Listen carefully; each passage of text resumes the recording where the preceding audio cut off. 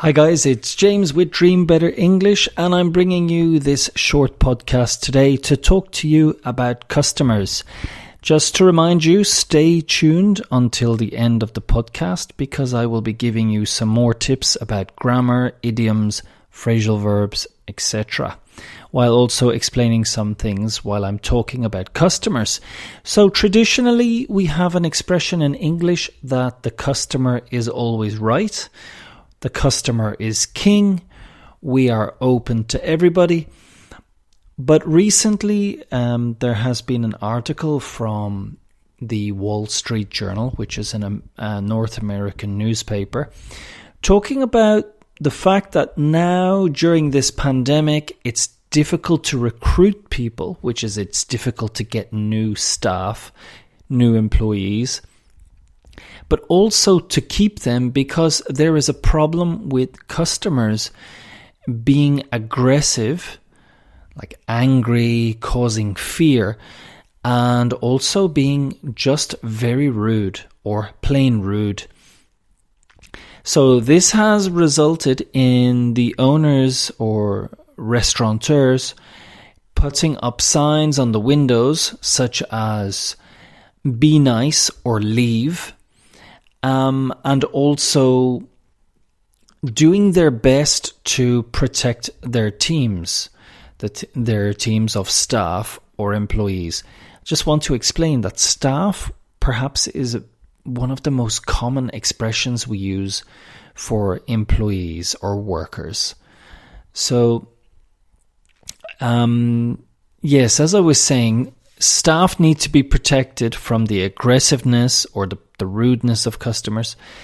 There are over 60% of people, workers, staff who were interviewed claimed that they had suffered disrespect from customers in the last 12 months. 78% said it affects their mental health, which means that perhaps they find it difficult to go to work because it's stressful. They know that they could possibly be abused by customers. There's even now on the internet, it's quite interesting and sometimes quite funny because they have there's a typical type of customer who has been given the nickname a Karen. A Karen is the type of, it's a woman, it's a type of woman who even has a special type of haircut, and she seems to be the typical type of aggressive, difficult customer. Middle class, perhaps, children, I want to speak to your manager, I know my rights type of customer. And if you look on YouTube, you'll see many videos with about these Karens, let's call them. The spelling is Karen, and this name comes from the fact that this name is quite a typical name, perhaps, of this type of person.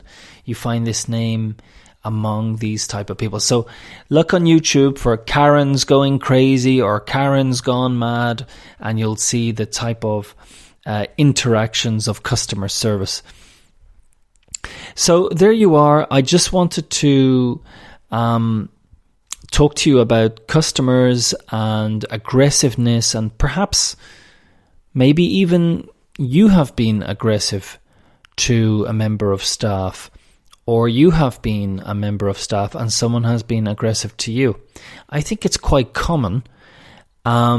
Sometimes customers feel they don't like being told what to do, or they feel that perhaps the staff are being difficult, so they become aggressive.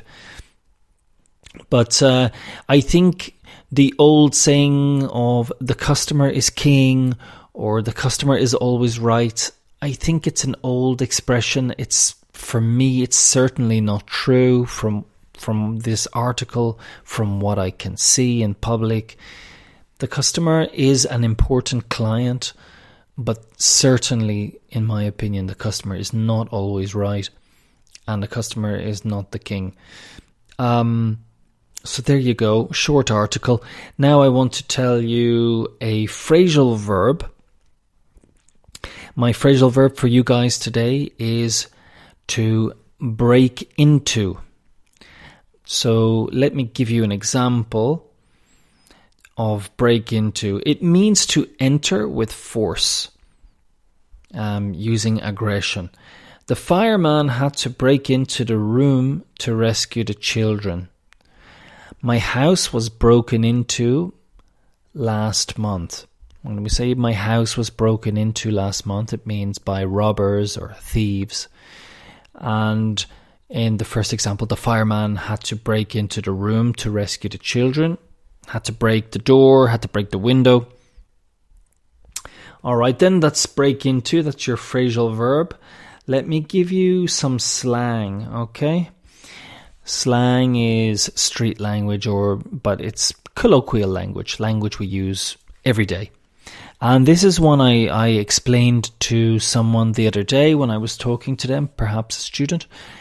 And the word is mug, M-U-G.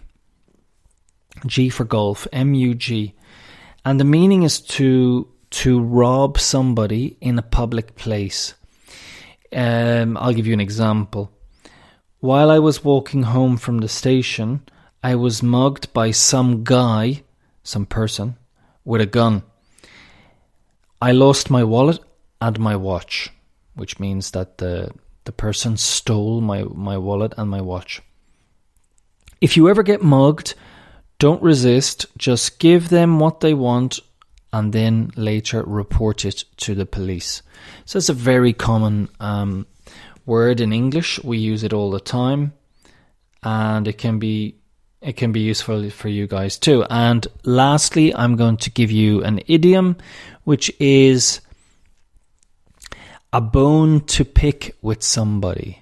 Okay, it sounds a bit strange. A bone to pick with somebody. This is what we say when you have a problem with somebody or a complaint with somebody and you want to talk about it. You want to discuss the problem. So you could say, I have an axe to grind with my... Let me see. I have an axe to grind with my sister. She owes me money and she's been avoiding me. Okay? I have an axe to grind. I need to talk to her about it and we need to fix the problem. Or if John has a bone to pick with someone. Sorry, I'm not sure if I said axe to grind, but if John has a bone to pick with someone, he meets them after he's been drinking, he can get violent. Okay, so a bone to pick with somebody is to talk about something, a problem with somebody, and try and fix it, okay? Generally, there's a bit, you would say, perhaps, oh, I have a bone to pick with you. And the person will say, what? And you say, you owe me money and you've been avoiding me. Oh, yeah, I'm sorry, yeah. So this is how we use it. There's different ones I might have mentioned by accident, which are the same, which is an axe to grind.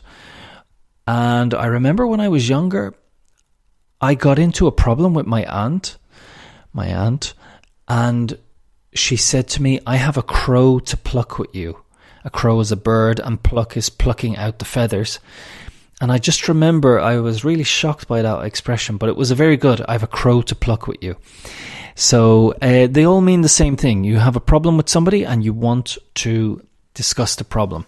A bone to pick, axe to grind would be more American, North American, and a crow to pluck. Well, I never heard it again. It's from my aunt, but you can use it. So there you go. Dream Better English with me, James O'Reilly. I hope this was useful for you, and I will talk to you guys very soon in the future. Bye.